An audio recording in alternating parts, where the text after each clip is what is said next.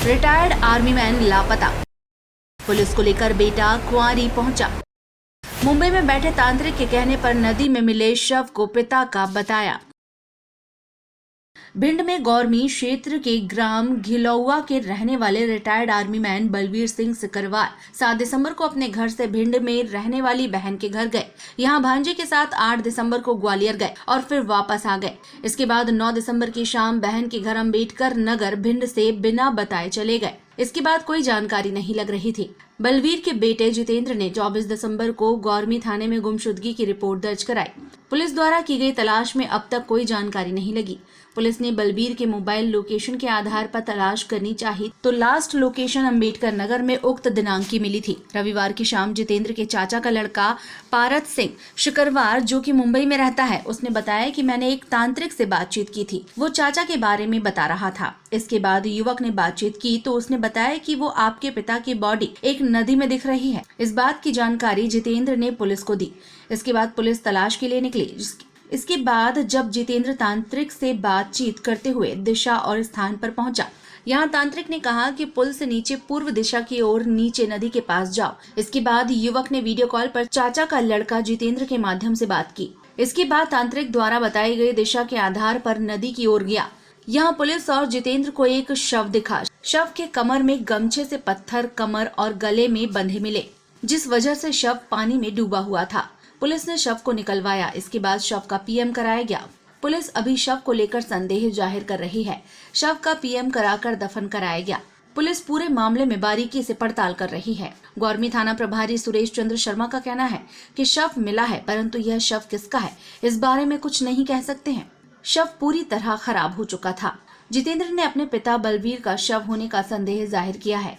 Police PM report व मृतक के डीएनए जांच कराएगी। पुलिस पूरे मामले की पड़ताल कर रही है। जी भैया बताएं, क्या नाम है आपका?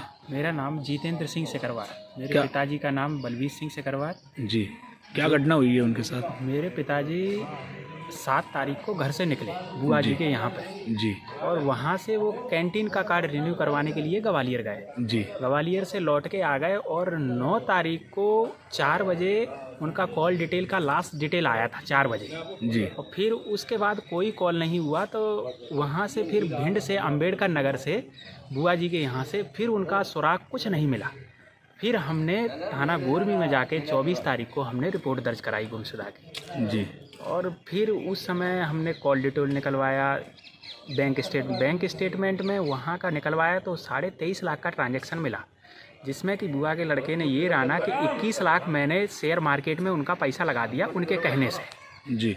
फिर उसके बाद जांच चलती रही। फिर उसके बाद आज की दिनांक हमारे पास चाचा के लड़के सुरेश सिकरवार का बम्बई से फ़ोन आया मेरे पास। जी, क्या बताया उन्होंने? उन्होंने बताया कि ये भिंड में क्वारी नदी के पास में पुल के नीचे 50 गज की दूरी पे तुम्हारे पिताजी की लाश गड़ी हुई है।